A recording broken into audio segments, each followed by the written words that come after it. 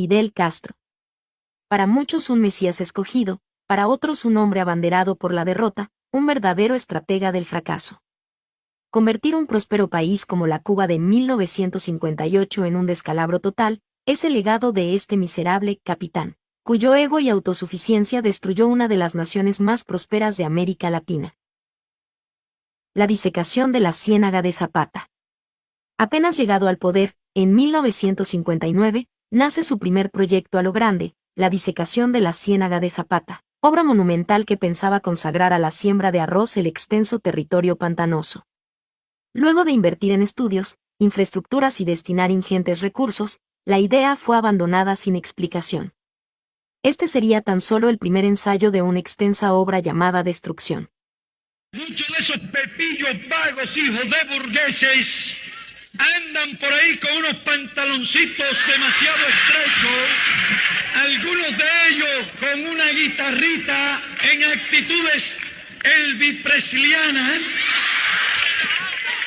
y que han llevado su libertinaje extremo de querer ir a algunos sitios de concurrencia pública a organizar sus shows feminoides. La SUMAP. En 1965 y hasta 1968, se llevó a cabo la creación de las Unidades Militares de Ayuda a la Producción, UMAP, verdaderos campos de reeducación para homosexuales y personas que, bajo criterios del régimen, tenían posiciones desviadas con respecto a los principios revolucionarios. Más de 25.000 hombres sufrieron desmanes de todo tipo, creando un amargo sabor en la sociedad cubana. Ya desde esa época se iniciaba una emigración masiva del llamado paraíso socialista. Este grupo de jovenzuelos y algunos no tan jovenzuelos que le dieron por comenzar a hacer pública esta invitación. El cordón de La Habana. Los años 60 serían un caldo de cultivo para las grandes ideas de Fidel. En esta etapa comienza la ofensiva revolucionaria, surgiendo la idea de expropiar todas las fincas privadas destinadas a sembrar café, específicamente la especie brasileña caturra, un tipo de café desconocido en Cuba y que redundó en un gigantesco fracaso, el llamado cordón de La Habana. Fidel exclamaría al respecto de los gusanos no tomarán ni un sorbo de este café. En realidad nadie tomó café, ni comunistas, ni opositores. Ni un solo cafeto nació de ese estúpido experimento. La tierra de la región, según le dijeron, no es apta para este cultivo y el gandul que supuestamente brindaría sombra al café, en realidad le restaba fuerzas al cafeto y no lo dejaba prosperar.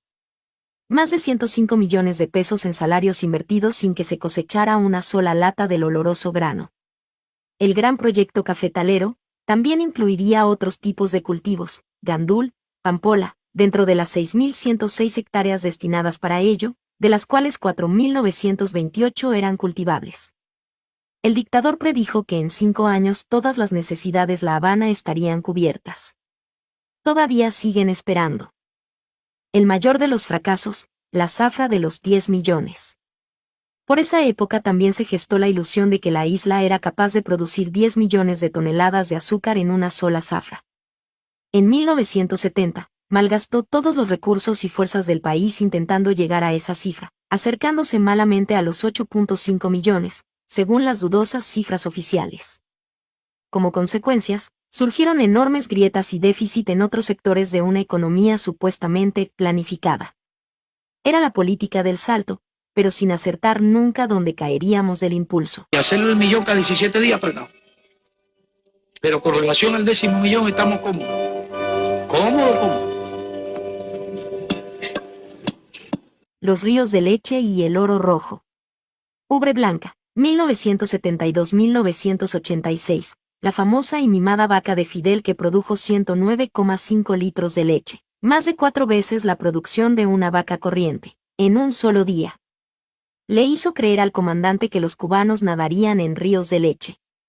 El ejemplar vacuno era un cruce entre un toro Holstein y un cebú, y las verdaderas causas de la alta producción radicaban en una enfermedad que tenía el animal. Paralelamente y eufórico por los resultados, Castro daba discursos donde explicaba las excelentes condiciones del país para la producción de carne de res, conocido en el mercado internacional como el oro rojo, y que Cuba pronto sería uno de los mayores exportadores del mundo.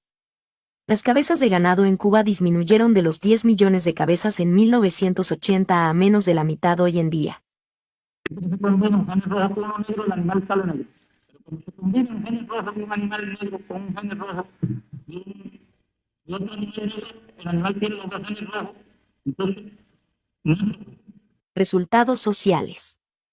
Mientras se diseñaban estas chapucerías económicas, el gobierno intentaba una reforma social, ignorando que los éxitos sociales están asociados a una economía sostenible que nunca ha existido en el país. Como consecuencia aumentó la pobreza extrema en todo el país. La pobreza extrema puede apreciarse en los datos de todo el periodo revolucionario, donde el consumo promedio bajó de 3.000 calorías a solo 1.800 calorías, en los años 90, cuando el llamado periodo especial. La infraestructura social caía en bancarrota, las escuelas se caían a pedazos, la calificación técnica de maestros y profesores se suplían con cursos emergentes de 3 meses, por lo que no hubo ni podía haber una educación saludable. Otro tanto ocurría en la salud. La carencia total de medicamentos en hospitales maltrechos, sucios y en estado deplorables. Este ha sido el resultado más escandaloso de la historia. Bajo la dirección del genio político de Fidel Castro, Cuba pasó a ser nominado como uno de los países más miserables del mundo. La Cuba de hoy es la realidad de una historia mal contada. Habrá que rehacer la historia de Cuba, empezando por reanimar su economía y bajo la óptica de cumplir con el principio básico de la verdad.